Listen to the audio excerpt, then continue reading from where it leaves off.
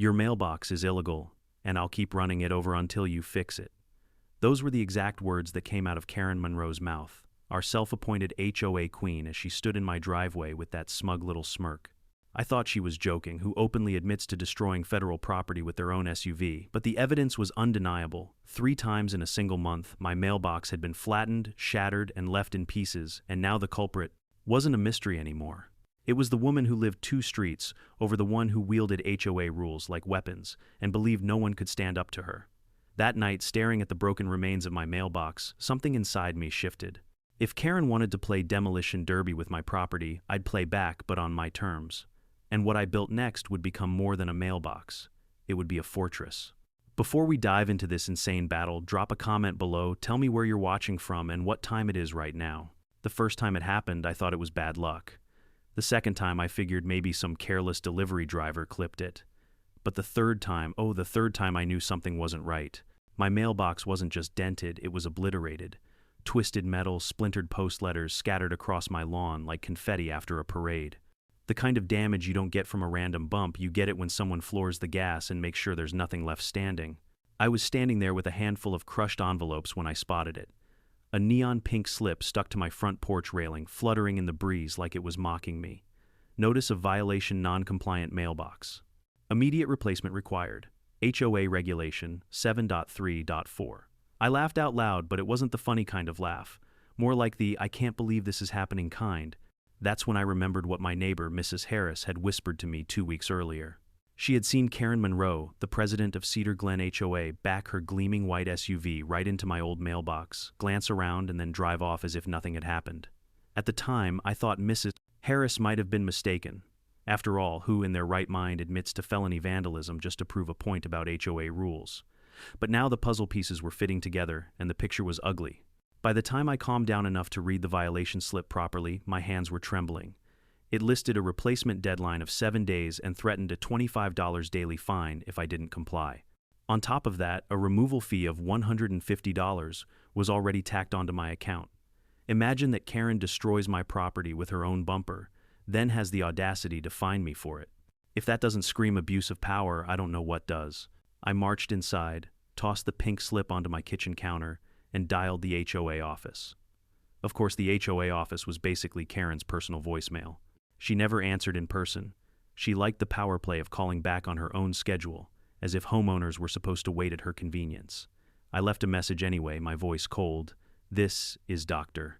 Marcus Hale, 214, Cedar Glen Drive. My mailbox has been destroyed again. I found your violation notice. Call me back immediately, we're going to have a serious conversation." I didn't expect her to call right away, but 20 minutes later, as I sat on my back porch nursing a beer, my phone buzzed. Caller ID, Karen Monroe. I let it ring twice just to remind myself I wasn't at her beck and call, then picked up. "Dr. Hale," she said, her tone syrupy but sharp underneath. "I assume you got the notice." "Oh, I got it," I said. "Along with the destroyed mailbox, you conveniently forgot to mention in your little violation slip." Karen didn't even flinch. "Your mailbox was non-compliant. Oversized, painted black, no brass accents. It posed a risk to the uniformity of the neighborhood. HOA regulations require removal." "Removal?" I snapped. "You mean you running it over 3 times with your SUV? Because Mrs. Harris saw you. And I'm guessing the dent in your bumper matches the wreckage in my yard." She laughed. Actually laughed. "Oh, Dr. Hale, I can't be held responsible for where I drive. If your mailbox was in compliance, maybe it wouldn't have been in the way." My grip tightened on the phone. "That's not how this works. A mailbox is federal property once installed for USPS delivery. Destroying it is a federal offense. Do you understand that?" There was a pause. Then her voice shifted into that sing-songy tone she used when she wanted to remind people she held the power. "Rules are rules, doctor. You signed the covenant when you bought your home. If you don't like it, maybe Cedar Glen isn't the right neighborhood for you." And then click. She hung up on me. I stared at the phone for a long minute, my jaw clenched so tight I thought my molars might crack. That's when Frank Dalton, my neighbor across the street, strolled over. Frank was a retired Marine, the kind of guy who wore cargo shorts year-round and always carried a folding chair in the bed of his pickup just in case. He nodded at the mess on my lawn. "Karen?" he asked simply. "Karen," I confirmed. Frank spat into the grass. "Figures. She's been gunning for you since you fought her on those garden lights last year. She doesn't like anyone who pushes back. Yeah, well, I said, kicking a piece of twisted metal. She picked the wrong guy this time. Frank grinned. Good. About time someone gave her hell. That night, instead of watching TV or catching up on medical journals like I usually did after a shift, I sat at my dining table with a yellow legal pad and the HOA covenant binder I dug out of a closet. If Karen wanted to fight me with rules, I'd drown her in them. The covenant was 123 pages of small print misery, but buried in section 14. 2 was exactly what I needed. All violation notices must be delivered in writing physically, and homeowners must be allowed a 14-day cure period before enforcement. I hadn't received any written notice prior to my mailbox's sudden removal. That alone made her actions unlawful under HOA's own rules. But it got better. A quick search through federal law, thank you Google, turned up 18 U.S.C. Section 1705, which states, whoever willfully or maliciously injures, tears down, or destroys any letterbox or other receptacle intended or used for the receipt or delivery of mail shall be fined or imprisoned up to 3 years. So not only was Karen breaking her own HOA rules, she was stepping into felony territory. Suddenly the power dynamics didn't look so one-sided. Still, I knew I couldn't just walk into the next HOA meeting, wave a printout of federal law, and expect Karen to crumble. People like her didn't crack under pressure, they doubled down. If I wanted to win, I needed more than rules. I needed a plan, something so ironclad, so undeniable that even Karen couldn't spin her way out of it. I looked back at the mangled heap of metal outside my window, and that's when the idea struck me. If she wanted to destroy my mailbox, fine, I'd build one she couldn't touch, a fortress, a monument, something that made a mockery of her power and turned every one of her petty attacks into a joke. I spent the rest of the evening sketching out ideas, jotting down notes, even pricing steel reinforcement posts online. My heart pounded with equal parts rage and excitement. This wasn't just about mail anymore. This was about drawing a line in the sand, about telling Karen Monroe that her reign of terror ended here on my front lawn. Because here's the thing about people like Karen, they thrive when no one stands up to them. They live off intimidation, off making everyone else roll their eyes and mutter but never take action. But the moment someone fights back publicly, loudly, and with receipts, that's when their empire starts to crumble. And I wasn't just going to fight back. I was going to humiliate her. I didn't march to Karen's front door because I wanted drama. I marched because somebody had just committed theft and felony vandalism in broad daylight, and the idea that the same person could turn up at my mailbox the next week and do it, again without consequence, made my skin crawl. Her house sat on the corner like it was carved out of entitlement, a beige McMansion with perfectly trimmed hedges and a flagpole that never failed to sport whatever civic virtue was trending that month. Her SUV was in the driveway vanity plate, blazing Hoboss like a banner announcing the monarch. I took a breath, squared my shoulders, and walked up the path. When she opened the screen door, I almost laughed at the theatricality of it. Karen Monroe, in her power blazer, a blazer that looked like it could iron itself, smiled the way tyrants smile when their teeth meet. "Dr. Hale," she purred. "What can I help you with? What can you help me with?" I repeated. "How about explaining why my mailbox has been run over 3 times in 4 weeks?" She tilted her head like a woman considering a delicious rumor. "Your mailbox was non-compliant. Oversized, wrong finish, and frankly unbecoming to the community aesthetic. We issued a notice." "You issued a notice by running it over," I said. I held up the neon pink slip and watched her expression glint for a second, amused, then practiced. "Mrs. Harris told me she saw you back your vehicle into it. She can confirm." Karen's smile thinned. "Mrs. Harris is prone to exaggeration. We have standards in Cedar Glen. You signed the covenant, Dr. Hale. We enforce it." The conversation could have ended there. For most people it would. But I had that section bookmarked, the tiny paragraph in the covenant that said notices had to be delivered physically and homeowners had to be granted a cure period. I also had something that mattered more than paper. A crew of witnesses who'd seen Karen treat rules like a sport and neighbors who wouldn't stand by quietly anymore. So I pushed. "If you sent a written notice, produce it," I said.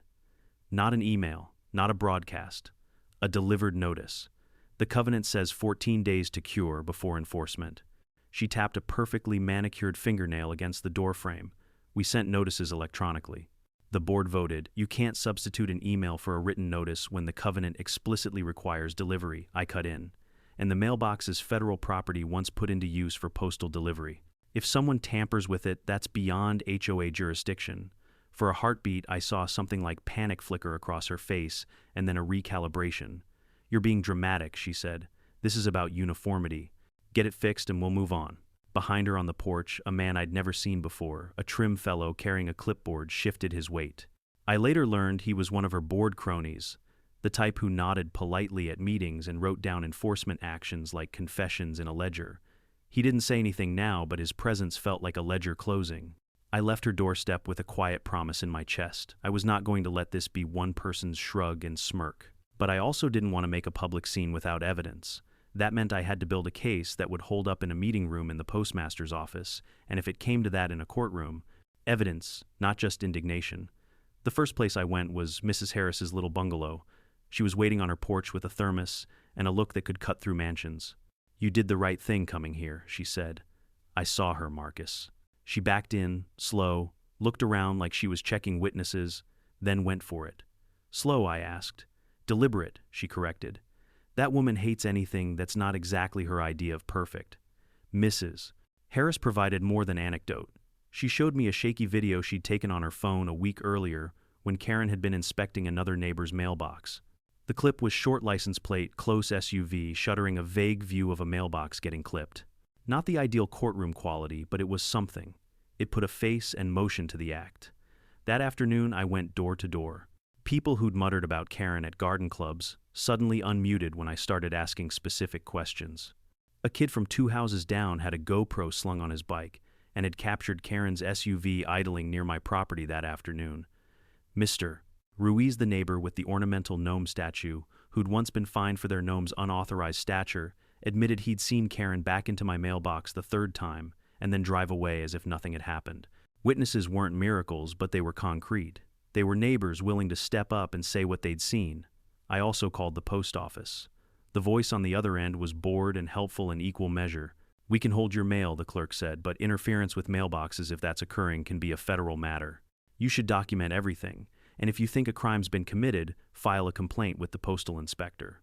That was the confirmation I needed. This wasn't just HOA drama. It crossed a line where federal statutes lived. Armed with witness statements, shaky but telling videos, and the clause in the covenant, I started to assemble a packet. I typed a formal letter to the board that would make even a bureaucrat scoff, a crisp outline of events, dates, times, mentions of the covenant clause, about written notice, copies of the violation slips, and a polite but firm note that I expected restitution for the removal fee, and an immediate cessation of any further unilateral enforcement. I CC'd the postmaster and the postal inspector's office, not as an idle threat, but because a chain of custody often matters more than a chain of threats. At dusk, Frank knocked on my door with a cooler of beers and an armful of something else, a rugged pair of binoculars and the promise of backup. "If we have to catch her in the act," he said, "I'll watch from my porch and you call me." We turned a slow-brewing grievance into a small operation. 4 of us, me, Frank, Mrs. Harris, and Mr. Ruiz, coordinated shifts. We weren't spies, but we were a neighborhood that had had enough. We set times to be on the lookout, swapped clips, and shared notes. It felt oddly communal, the kind of grassroots civic engagement usually reserved for school fundraisers and block parties. Except this time, the prize was accountability. But the more I gathered evidence, the more I realized this wouldn't be just evidence collection. It was a test: would others in Cedar Glen step into the light or retreat into the comfort of passive gossip? In the week that followed, more people started sharing stories. A basketball hoop removal here, a garage door, fine there, small injustices that piled together painted a picture of selective enforcement. I compiled those anecdotes into a dossier: dates, names, the petty fines, the inconsistently applied rules. All of it would go in the packet I planned to present at the next HOA meeting. Public pressure mattered in an HOA because HOs were run by volunteers sensitive to neighbors' opinions, or at least sensitive to embarrassment. A woman who liked to rule by fear didn't like to be called out in front of a room full of retirees and working folks who suddenly realized they too might have been played. That night I slept fitfully, part anger, part strategy. I knew escalation could make Karen lash out, and I didn't want to be reckless. But I also knew how these things ended: silence payments, apologies that dissolved by Tuesday. Not this time. Not when my evidence was stacking up and my neighborhood was waking up from polite complicity. Before turning out the light, I scribbled a quick note to myself: document, witnesses, postal inspector, build the mailbox they can't touch. It read like a plan for revenge, which maybe it was, but the revenge I wanted had a civic stripe. It was about restoring some sense of fairness, about making it clear that rules applied to everyone, especially to the women who made a hobby of enforcing them selectively. The next morning, I had 3 new messages in my inbox. One was from the HOA board curt and formal requesting I attend the monthly meeting to discuss community standards. Another was from Karen's husband, oddly apologetic, asking if we could talk this over privately. The third was from a local handyman who'd seen my social media post about installing a reinforced post. He said he had access to a heavy-duty steel support if I wanted it. Sometimes a neighborhood dispute turns into a legal tangle. Sometimes it cools into silence. I had a feeling ours would become a small revolution. I just didn't yet know how many people would show up for the uprising. The HOA covenant binder lay sprawled across my dining room table like an uninvited guest that refused to leave. Its pages smelled faintly of mildew and bureaucracy, each paragraph more soul-crushing than the last. Yet buried in the endless legal jargon was my salvation. I highlighted the section again just to be sure. All violation notices must be delivered in writing physically, and homeowners shall be granted 14 days to cure before enforcement action is taken. 14 days. Physical notice. Not an email. Not a whisper campaign. Not Karen's SUV. For the first time in weeks I smiled, because that clause wasn't ambiguous, it was ironclad. And Karen had trampled it with all the subtlety of her front tires crushing my mailbox. Still, I knew better than to celebrate too early. HOAs thrive on intimidation and technicalities. They use words like uniformity and aesthetic cohesion to mask what they're really doing, controlling every inch of your property. Karen was the queen of this game, and if I wanted to beat her, I needed more than one line from a covenant. I needed backup, legal, federal, and neighborly. That's when I turned to federal law. A quick search pulled up 18 U.S.C. Section 1705, the statute that makes destroying or tampering with a mailbox a felony, punishable by fines and up to 3 years in prison. 3 years.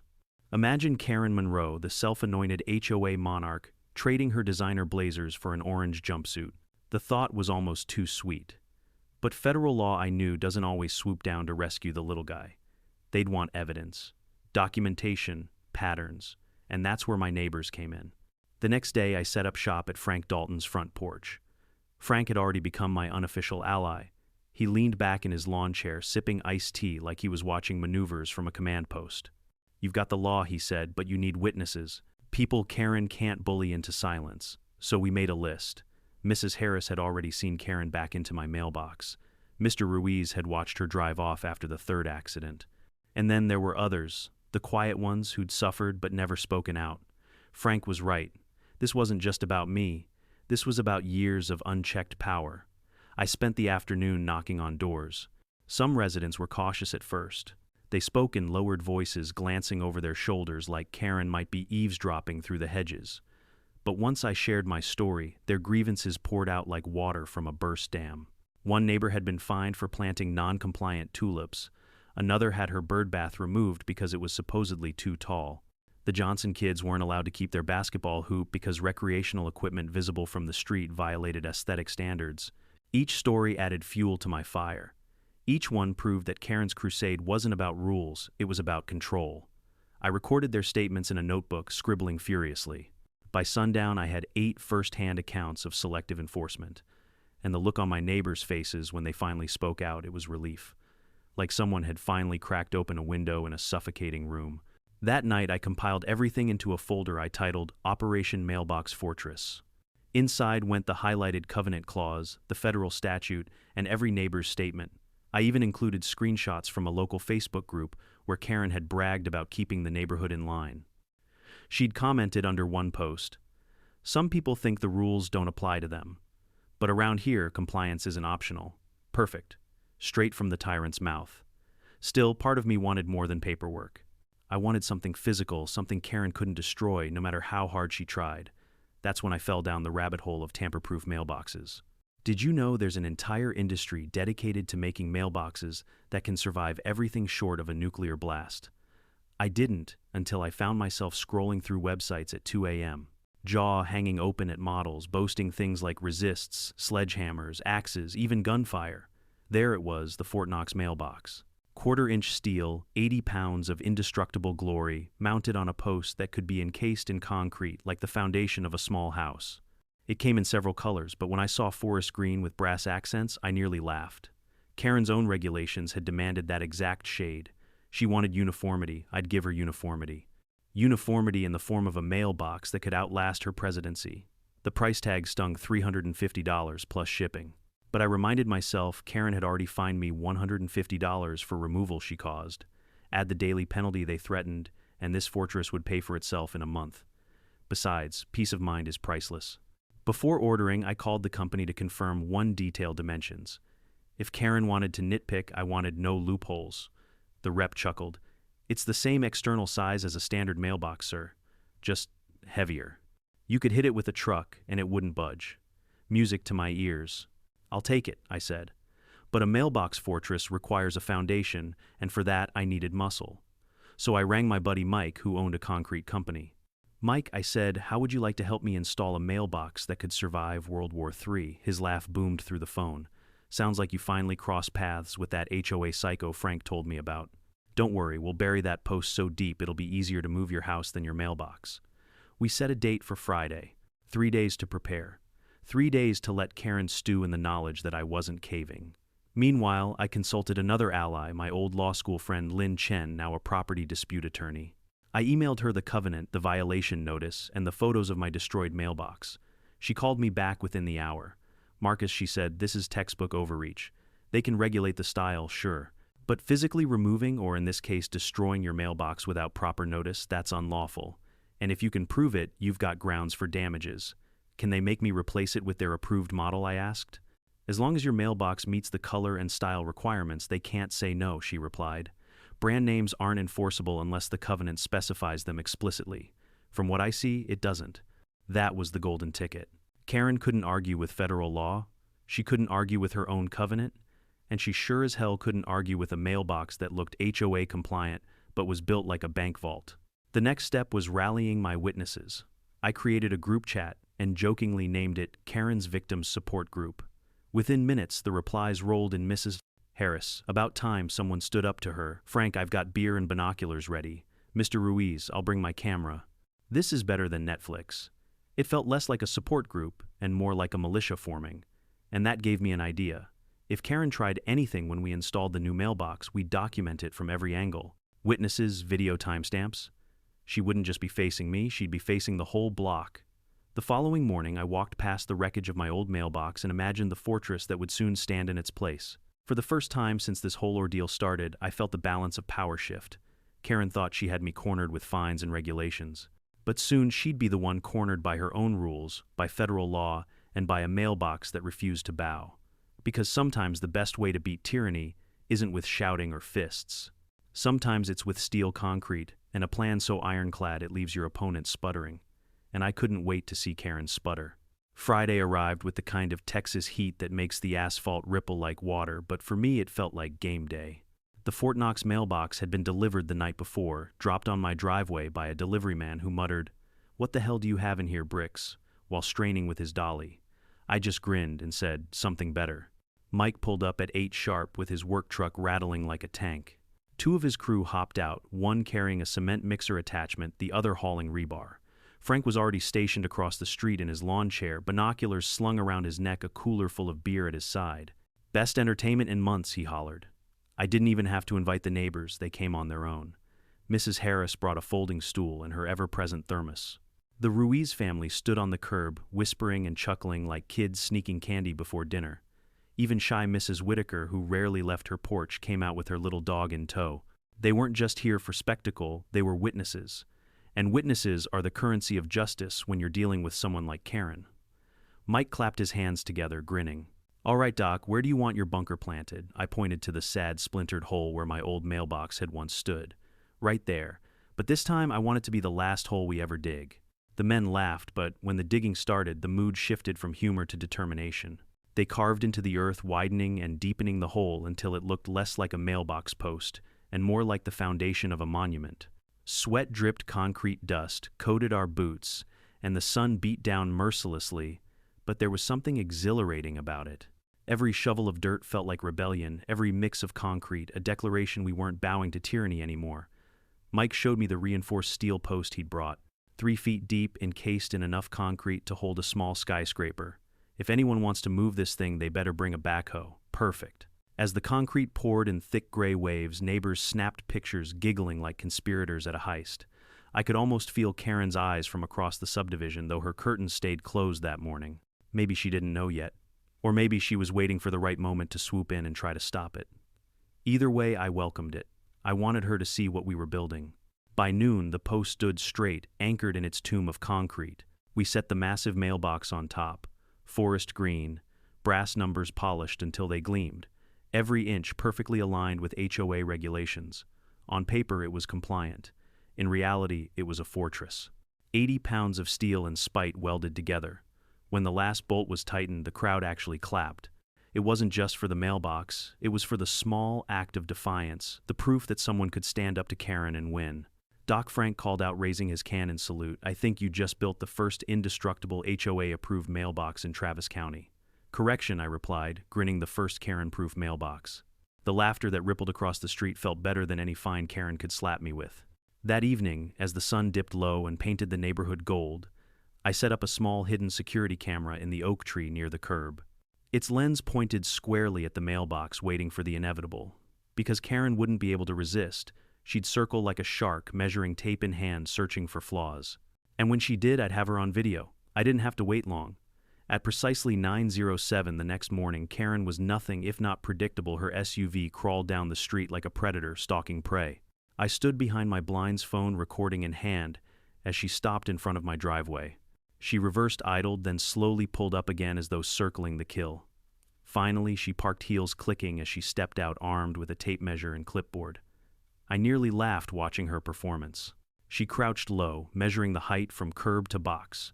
She extended the tape across the width, checked the setback distance, even pulled out a small level to ensure it wasn't tilted.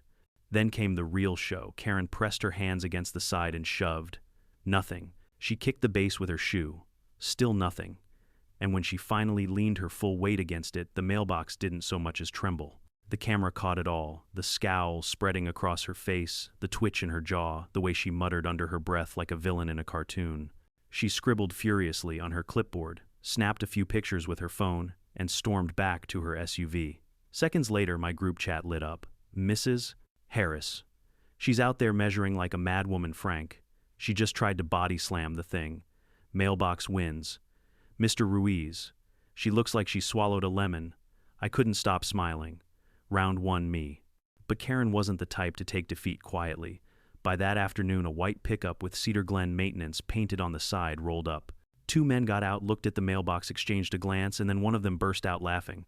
"Is this thing steel?" he muttered, tapping it with his knuckles. I walked out casually, hands in my pockets. "Is there a problem, gentlemen?" They both shook their heads, one still chuckling. "Nope, it's within code. Just sturdier than usual." They climbed back in the truck and drove off, leaving me with a grin so wide it hurt. That night, I allowed myself a rare luxury sleep without stress. No replaying Karen's smug voice in my head, no worrying about another smashed mailbox. Just the quiet hum of cicadas outside my window, and the knowledge that for once the battlefield wasn't tilted in her favor. But peace never lasts long when you live under a petty tyrant. The very next evening, Karen returned, this time with reinforcements. Her husband, a meek man I'd only ever seen trimming hedges, stood beside her holding what looked like a giant pipe wrench. Behind them was the head of the maintenance crew, clearly summoned as backup. I stepped onto my porch, pretending to check my tomato plants. "Evening, folks. Can I help you with something?" Karen jumped slightly, then straightened her blazer, plastering on a smile. "Doctor, hail, your mailbox. Appears unusual." "Unusual," I echoed. "It's forest green with brass numbers. Exactly as required." Her husband shifted nervously, clutching the wrench like a child holding a toy he didn't want. The maintenance man glanced at Karen, clearly uncomfortable. Karen sniffed. "It's not the approved model. The regulations specify—" Actually, I interrupted, pulling the covenant from my pocket. "The regulations specify color and style. Not brand, not model, and mine matches perfectly. Would you like to read the clause again?" The maintenance man cleared his throat. "She's right, Mrs. Monroe. It meets the requirements." Karen's face flushed red, then white, then back to red again. She looked down at her husband, who was now trying to hide the wrench behind his leg. Were you planning to remove my mailbox again? I asked, my voice sharper now. Because that would be tampering with federal property. A felony. And just so you know, everything happening right now is being recorded. I gestured toward the oak tree, where my hidden camera blinked its little red light. Karen froze. Her husband dropped the wrench to the grass with a dull thud. And from across the street, a burst of laughter, Frank recording the entire scene on his phone while sipping a beer. The neighbors were out again, drawn to the spectacle like moths to flame. Mrs. Harris held her iPad high, capturing every second. The Ruiz kids whispered excitedly, pointing. Even Mrs. Whitaker stood at the edge of her lawn, her little dog barking furiously at Karen's retreating SUV.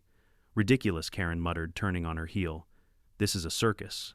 No, I called after her loud enough for the crowd to hear. What's ridiculous is destroying someone's property and then pretending it's enforcement. What's ridiculous is thinking no one will stand up to you. She didn't answer. She climbed into her SUV, her husband scurrying after her, and peeled off down the street, tires squealing just enough to betray her temper. The moment she was gone, the neighbors broke into applause. Real honest applause. It wasn't just for me. It was for themselves, for the fact that someone had finally called Karen out and won. As I stood there watching the sunset paint the street orange and pink, I realized something. This wasn't just about a mailbox anymore. It was about power, about who got to wield it and whether we were willing to live under it. And Karen, whether she knew it or not, had just lost her grip on Cedar Glen. The Monday after Karen's failed inspection felt like the first day of a new era. I'd taken the day off work partly to recover from the grueling week of stress, but mostly because I knew she wouldn't be able to resist another round. Karen wasn't the type to admit defeat. She was the type to double down until she drove herself into the ground. I brewed a strong pot of coffee, sat in my living room with the blinds angled just enough to give me a clear view of the street, and waited. Sure enough, at precisely 9:00 a.m., her SUV came rolling down the block like a shark circling its prey. This time she didn't even try to be subtle. She slammed on the brakes in front of my house, threw the car into reverse, and pulled into my driveway as though she owned it. My phone was already recording through the window, but I slipped out the back door and circled around to meet her head on. She was out of the SUV heels, clicking on my concrete clipboard, tucked under one arm, a brand new tape measure dangling from the other, and she wasn't alone. The entire HOA board trailed behind her like ducklings behind their mother, hen, 4 men, and 1 woman, each looking like they'd rather be anywhere else but too afraid to defy her. Well, well, I said, leaning casually against my porch rail. Looks like we're having an unannounced field trip. Karen ignored me, striding up to the mailbox with a flourish. She extended the tape, measured the height again, measured the distance from the curb, even crouched down and checked the bolts at the base. This mailbox, she declared loudly enough for the neighbors who'd already started peeking from behind curtains to hear, is non-compliant. Non-compliant, how, I asked. It is not the approved colonial elegance model. Section 7.3.4 specifies uniformity. I shook my head and pulled a folded, highlighted copy of the covenant from my back pocket. Section 7.3.4 specifies color and style. Forest green with brass numbers. That's exactly what you're looking at. If you wanted to regulate brands, you should have amended the covenant. Until then, you don't get to invent rules on the spot. The board members shifted uncomfortably. One of them, a balding man named Bill Ortega, who I knew had once practiced law, leaned toward Karen and whispered something. Her lips pinched. She didn't like being contradicted, especially not in public. Karen straightened. Regardless, this mailbox is clearly designed to intimidate. It is excessively fortified. It creates an atmosphere of hostility. I laughed out loud. Hostility. It's a mailbox, Karen. Not a guard tower. If you find it intimidating, maybe that says more about you than it does about me. Frank had pulled up another lawn chair by now, waving to the growing audience across the street. She's losing it, he yelled, earning chuckles from the Ruiz kids who were filming the entire exchange. Karen's face turned the shade of overripe tomatoes. She snapped her fingers at one of the board members. Document this, she ordered. We'll issue a secondary violation. Careful, I said smoothly. Because if you issue another violation without cause, I'll be forwarding everything, including this little spectacle, to the postal inspector. And remember, interfering with mail delivery is a federal offense. The last time you touched my mailbox, you broke the law. Do you really want to explain that in front of a judge? That shut her up. For the first time, Karen's voice faltered. We'll revisit this at the next board meeting. Excellent, I said, grinning. I'll see you there. And I'll be bringing copies of everything for all our neighbors. She whipped around, nearly tripping on her own heels as she stormed back to her SUV. The board members shuffled after her like prisoners being marched back to their cells. The crowd of neighbors burst into applause again, louder this time. I raised my coffee mug in salute. To the indestructible mailbox, I said, and the laughter that followed rolled down the street like a wave. The board meeting came 3 days later, held in the beige, stucco community center that smelled perpetually of old carpet and burnt coffee. Usually these meetings drew fewer than 20 residents, mostly retirees, with nothing better to do. But that night the place was packed. Word had spread fast about the mailbox rebellion. I walked in with my folder of evidence, the Covenant clutched under one arm. Frank flanked me like security detail missus. Harris toted her iPad, and the Ruiz family carried a stack of printouts of their photos. It felt less like an HOA meeting and more like a trial. Karen sat at the head of the long folding table flanked by the board. She banged her gavel with unnecessary force, the sound cracking through the stale air. "This meeting will come to order," she snapped. When the open forum portion began, I stood and approached the microphone. All eyes followed me. Karen leaned back in her chair, arms crossed, smirk plastered on her face. "I'm here to address the illegal destruction of my mailbox," I began. Gasps and murmurs swept the room. Karen's smirk wavered. I held up the Covenant pages marked with neon tabs. Section 14.2 clearly states that violation notices must be physically delivered and homeowners given 14 days to cure before enforcement. I received no such notice. Instead, my mailbox was destroyed not once, but 3 times. Karen interrupted, her voice sharp. "We placed a notice on your door. If you failed to see it, that's not the HOA's fault." I smiled. "Funny. Because my security cameras show no one approaching my door during that period. And even if you had, the law doesn't grant you the right to remove a mailbox. Federal Statute 18 U.S.C. Section 1705 makes tampering with mailboxes a felony punishable by up to 3 years in prison. Would you like me to read the section aloud?" The room went dead, silent. Karen's face drained of color. Before she could speak, I gestured toward the Ruiz kids. "I also have witnesses and photos of your SUV idling near my property the day my mailbox was destroyed. And let's not forget Mrs. Harris, who saw you back into it." Mrs. Harris stood from her seat, voice trembling but strong. "I saw it with my own eyes. You looked around to make sure no one was watching, except I was." The crowd erupted in whispers. Bill Ortega, the lawyer board member, leaned forward and whispered urgently to Karen. Her hands clenched the gavel like it was the only thing keeping her afloat. I pressed on. "This isn't just about me. This is about selective enforcement.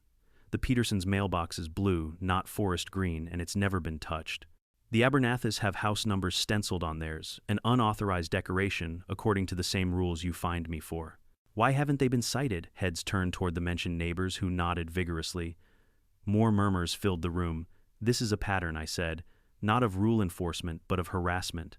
And tonight, I'm formally requesting 2 things. 1, the immediate dismissal of all fines levied against me, and 2, a full review of the board's actions for selective enforcement." The applause that followed was thunderous. Karen tried to bang the gavel again, but the sound was drowned out by the roar of voices demanding answers. She shouted, "Order, order," but no one listened.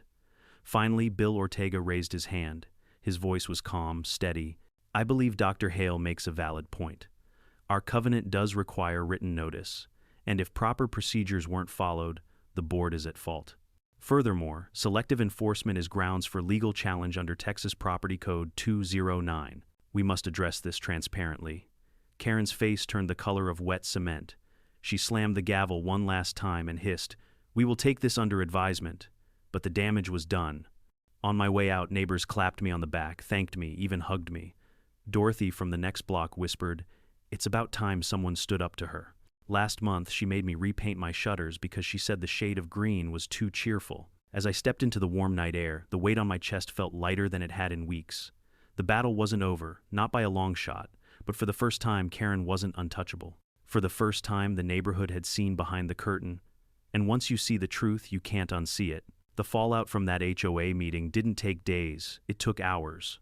By the next morning, Cedar Glen buzzed like a hornet's nest. I couldn't step outside without a neighbor flagging me down to share their own Karen story. It felt like a dam had finally burst. For years, people had been quietly enduring her nitpicking fines and drive-by inspections. But once I stood at that microphone and laid it out in public, everyone realized they weren't alone. Still, Karen wasn't one to lick her wounds in private. She came back swinging figuratively and, as it turned out, almost literally. It started with a letter slipped under my door. Thick stationery, the HOA logo embossed at the top, and Karen's signature at the bottom. Dear Dr. Hale, your mailbox is under review for potential violation of Section 7.3.4 pending board deliberation. Please refrain from further modifications until inspection is complete. Failure to comply may result in escalated enforcement. I nearly laughed myself hoarse. Escalated enforcement. What was she going to do? Bring a bulldozer this time? I scanned the letter, highlighted the vague legalese, and dropped it into my evidence folder. Every piece of paper, every word from her mouth was more rope she was handing me to hang her case. That evening, Frank and I sat on his porch, beers in hand, watching the sun dip below the rooftops. She's rattled, he said. You saw her face in there. That wasn't the queen bee anymore. That was a cornered wasp. She'll sting harder before she dies, I muttered. Frank chuckled. Good thing your mailbox is wasp-proof. We both laughed, but we knew the game wasn't over. Karen's pride was on the line, and pride is more dangerous than power. Sure enough, the very next evening her SUV rolled up again. This time she wasn't alone. Her husband sat stiffly in the passenger seat, and two men in neon vests, the maintenance crew, trailed behind in a pickup. And there, in Karen's perfectly manicured hand, gleamed the infamous pipe wrench. I stepped onto my porch before they even had the chance to climb out. Evening, I said cheerfully, as though they were neighbors dropping by for iced tea. Need directions, Karen's smirk returned, brittle but determined. We're here to conduct an inspection. Your mailbox is atypical. Funny, I said, because atypical isn't in the covenant. Care to show me where it says a mailbox can't be reinforced? She ignored me and motioned to her husband. He hesitated, wrench dangling awkwardly at his side. Go on, she hissed. The man looked at me, then at the growing crowd of neighbors, gathering with phones out. Even the Ruiz kids were chanting under their breath, mailbox, mailbox. He shifted his weight, then muttered, Karen, maybe this isn't. Now she snapped. That was my cue. I stepped forward, holding my phone high. Let me remind you all, tampering with a mailbox is a felony under federal law. I've already spoken with the postal inspector. And as you can see, I pointed to the oak tree where my hidden camera's red light blinked. This entire incident is being recorded. Attempt it, and you're not just facing me. You're facing the United States Postal Service in a court of law. Karen froze. Her face went from crimson to pale in a heartbeat. Her husband lowered the wrench like it weighed 50 pounds. The maintenance crew shuffled uncomfortably, one of them finally saying, Mrs. Monroe, it meets the guidelines. We shouldn't touch it. From across the street, Frank let out a belly laugh. That mailbox ain't moving, lady. Not today, not ever. The neighbors clapped, their voices rising like a chorus. Mrs. Harris shouted, Leave him alone, while Dorothy recorded with her iPad, zooming in dramatically as if she were filming a courtroom drama. Karen turned on her heel, eyes blazing. This is harassment, she shrieked. No, I said calmly. This is accountability. And if you'd like to test that in court, I'll be happy to meet you there. Oh, and don't forget to refund that $150 removal fee you stole from me. Her jaw clenched so tight I thought her teeth might crack. Then, without another word, she stormed back to her SUV husband, scurrying behind maintenance crew, retreating like soldiers abandoning a lost battle.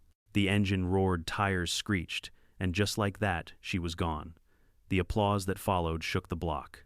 It wasn't polite clapping, it was cathartic, jubilant, the sound of people realizing they'd been freed from a tyrant's shadow. For the first time, Cedar Glen felt like a community instead of a kingdom. But I wasn't naive. I knew Karen's defeat on the street didn't mean she was finished. People like her don't step down gracefully. They scheme, they regroup, they plot comebacks. And sure enough, the very next morning, flyers appeared in every mailbox except mine, of course. Emergency HOA meeting addressing the threat to neighborhood standards. Threat. That was me. The flyer was filled with Karen's trademark melodrama claims about aggressive homeowners undermining the HOA warnings, that failure to comply would tank property values, and a dramatic flourish about preserving the character of Cedar Glen.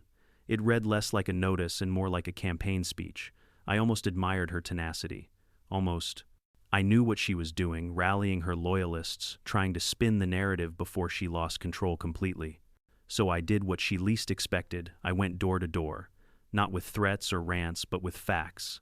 I showed neighbors the covenant clause explained the federal law and reminded them of their own horror stories. I wasn't just fighting for my mailbox anymore. I was fighting for them. And it worked. One by one, people nodded, voices hushed but firm. She fined me for my shutters. She made me tear up my garden. She told me my kids couldn't chalk on the sidewalk. By the time the emergency meeting rolled around, the community center was packed to bursting. Karen sat at the head table, gavel in hand, eyes sweeping the crowd with forced confidence. But the sea of faces staring back at her wasn't the docile herd she was used to. This was an audience ready for blood. She cleared her throat. This meeting is called to address a homeowner's attempt to circumvent HOA authority with an unauthorized structure. It's not unauthorized, a voice shouted from the back. It was Mr. Ruiz holding up a copy of the covenant. It's exactly within the rules. Karen slammed the gavel. Out of order. Funny, I said, rising to my feet. That's what you said when you destroyed my mailbox without notice. Out of order. The room erupted. Cheers, claps, even a few boos aimed squarely at Karen. She pounded the gavel again, but the sound was drowned out by voices rising against her. Bill Ortega, the lawyer board member, finally stood. His voice cut through the noise like a scalpel. We cannot ignore what has happened here. Federal law supersedes HOA regulations. Selective enforcement is not only unfair, it's illegal. I recommend we dismiss all violations related to Dr. Hale's mailbox and conduct an internal review of board practices immediately. The cheers that followed nearly lifted the roof. Karen's face crumpled. For the first time, she looked small. I leaned into the microphone. You wanted a fight, Karen. You got one. And you lost. The crowd roared. That night, as I walked home under the streetlights, my mailbox gleamed like a sentinel at the curb. Solid, unshakable. Karen might still have schemes left, but one thing was certain: her reign was cracking. And all it took to start the collapse was a box of steel, a little concrete, and a neighborhood that finally remembered how to stand together. The so-called emergency meeting might have ended with cheers, but its aftershocks rippled through Cedar Glen like an earthquake. For years, people had tiptoed around Karen, whispering complaints behind drawn curtains, paying fines without a fight. Now, for the first time, they'd seen her cornered, her voice drowned out, her gavel powerless. And that kind of moment doesn't vanish overnight. It plants seeds. Seeds of rebellion. 3 days later, I found one of those seeds on my doorstep, a petition. Dorothy from 2 streets over, an elderly widow whose bird bath had been removed because it was supposedly 2 inches too tall, had drafted a recall notice.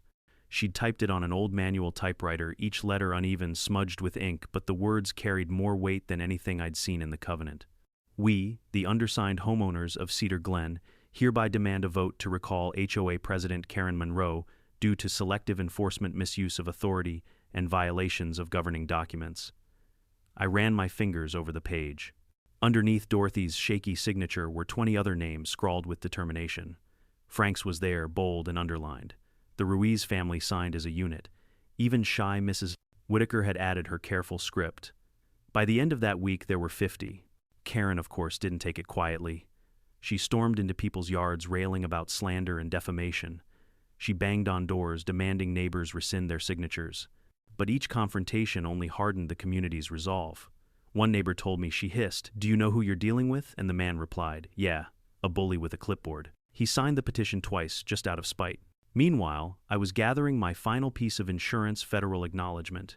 The postal inspector's office had received my complaint weeks earlier, but now they sent a letter confirming they were reviewing the matter. I knew that didn't mean Karen was headed to prison tomorrow, but it was an official stamp, something tangible I could hold up at any meeting and say, "This isn't just my word. Uncle Sam is watching too." The recall meeting was set for a Thursday evening in late September. The community center overflowed, folding chairs crammed together, people standing against the walls. Even folks who'd never bothered with HOA politics before turned up. The air buzzed with anticipation. It felt less like a meeting and more like a trial, or maybe a revolution. Karen walked in late, her blazer sharper than ever, lips pursed so tight they looked painful. She carried a thick binder under one arm and slammed it on the head table with a theatrical thud. Her husband trailed behind her, pale and silent as always. Bill Ortega, the retired lawyer board member, cleared his throat.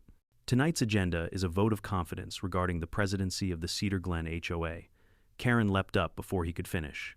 "Before we begin this circus," she snapped, "let me remind everyone I have dedicated myself to protecting your property values.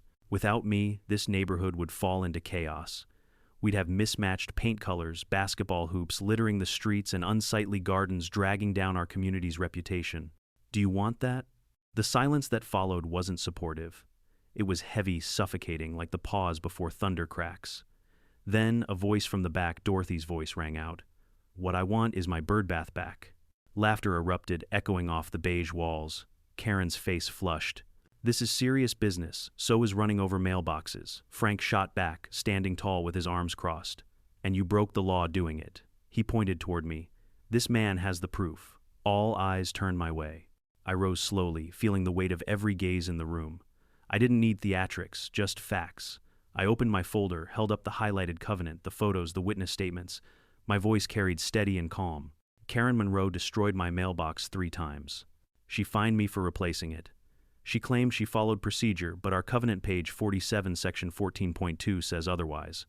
She failed to deliver written notice, failed to allow a cure period, and took unlawful action. And here I held up the letter from the postal inspector, is acknowledgement that interfering with mail delivery is a federal offense. She put all of us at risk by overstepping her authority. Gasps rippled through the room. Karen tried to interrupt, but Bill raised a hand, silencing her. And it's not just me, I continued. It's Mrs. Harris, whose shutters she targeted, the Ruiz family, whose Christmas lights were fined, Dorothy, whose birdbath vanished. This isn't enforcement, this is harassment. The crowd erupted. Cheers, stomps, shouts of enough. Karen banged her gavel until the plastic cracked, but no one listened. Finally, Bill stood. We will proceed with the vote. Ballots were distributed, simple slips of paper with 2 boxes, retain or recall. People lined up, dropped their votes into a cardboard box at the front. The room buzzed like a hive. Karen sat, rigid eyes darting like a trapped animal, muttering under her breath. When the last ballot was counted, Bill cleared his throat. By a margin of 72-9, the community has voted to recall Karen Monroe as HOA president. The eruption that followed was unlike anything I'd ever seen in Cedar Glen. People clapped, hugged, even whistled. Dorothy wiped tears from her eyes. Frank lifted his beer in salute. The Ruiz kids whooped so loudly their parents shushed them, but no one really cared. Karen stood, face white as paper. "You'll regret this," she hissed. Then she stormed out, husband trailing like a ghost. For the first time in years, the community center felt alive. We weren't just neighbors anymore, we were a coalition. The following week, Bill Ortega was elected the new president. He stood on my driveway one morning, hands in his pockets, looking at my bulletproof mailbox with something like admiration. "You know," he said, "in 20 years of practicing law, I never thought a mailbox would topple a tyrant." "Neither did I admitted. "But here we are." He chuckled. "Sometimes it only takes one person refusing to back down. You gave everyone else permission to do the same." I looked at the mailbox gleaming in the morning sun, brass numbers catching the light. It wasn't just a box for bills and junk mail anymore.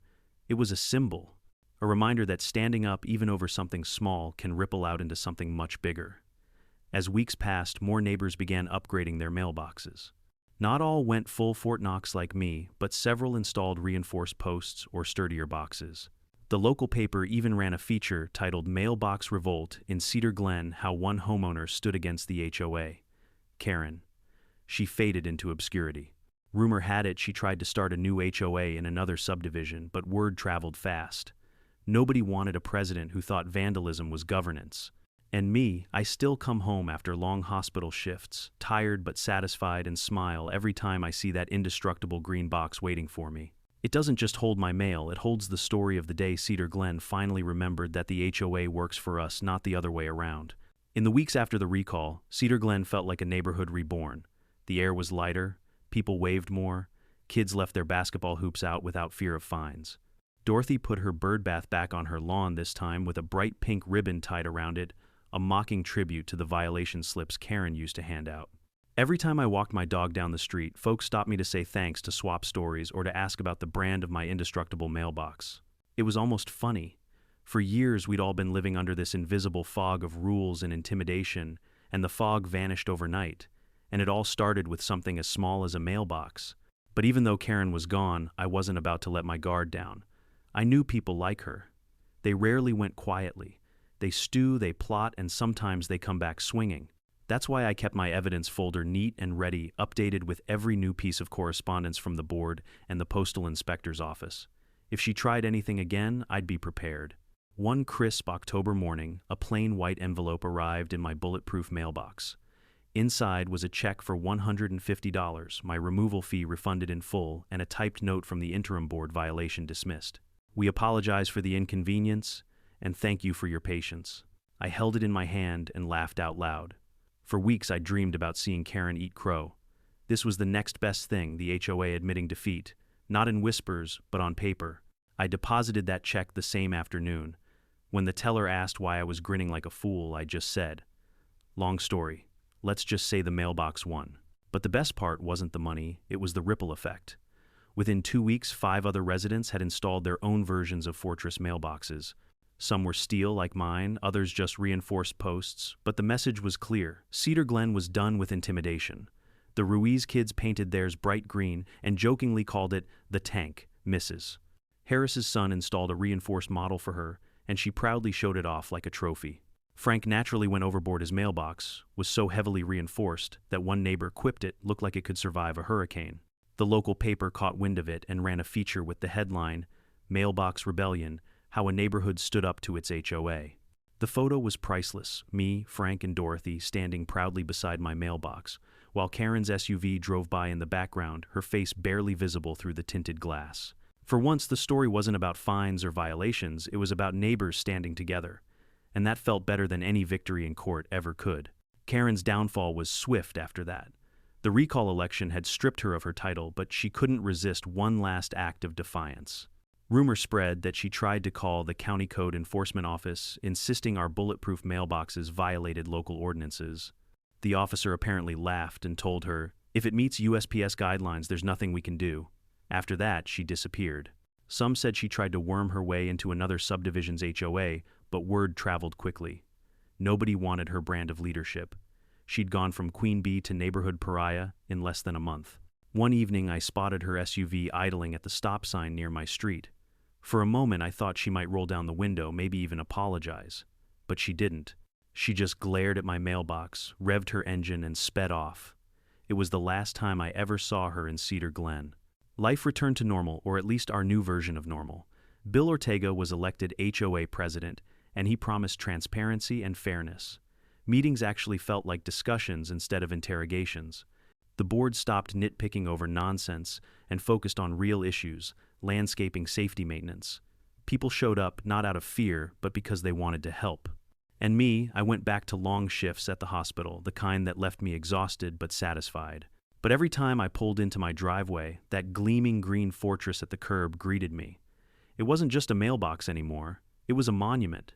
Proof that sometimes the smallest battles can change everything. One night my mailman left me a handwritten note. "Most secure box on my route. Wish I had one at home." I pinned it to my fridge, smiling every time I saw it. Did I ever expect my biggest neighborhood battle to be fought over a mailbox? No. But that's the thing about life. Sometimes it's the smallest things that reveal the biggest truths. And here's what I learned. Bullies thrive on silence. They grow strong when people look the other way, mutter under their breath, or tell themselves it's not worth the fight. Karen had power not because she deserved it, but because no one had stood up to her. Once someone did, her empire crumbled. The mailbox was just the spark. The real fire came from neighbors realizing they didn't have to take it anymore. That they had the right to their homes, their yards, their bird baths, and basketball hoops, and that together they were stronger than one woman with a gavel and an SUV. I hope anyone hearing this story remembers that. Whether it's a mailbox, a yard sign, or something much bigger, don't let petty tyrants push you around. Stand up, document everything, find your allies. And when you plant your flag or your mailbox, make sure it's so solid no one can knock it down. So yes, my mailbox is bulletproof. But more importantly, so is my neighborhood now. And every time I walk past it, I'm reminded it might not stop bullets, but it stopped Karen. And that's enough. At the end of it all, the lesson wasn't about mailboxes, fines, or even Karen. It was about courage, the courage to say no when someone abuses their authority, and the courage to stand together when one voice alone feels too small. Too often we underestimate the power of small acts of defiance. But the truth is, those acts ripple outward. My fight over a mailbox inspired a neighborhood to reclaim its dignity. In life, you'll meet people who thrive on control, who feed on intimidation. Don't let them. Don't roll your eyes and let it slide. Stand your ground even if it's over something that seems trivial, because it's never just about the thing, it's about the principle behind it. If this story resonated with you, drop a comment below. Have you ever had to stand up to a bully, HOA, or otherwise? And don't forget to hit subscribe, because trust me, there are plenty more HOA nightmares and victories where this one came from.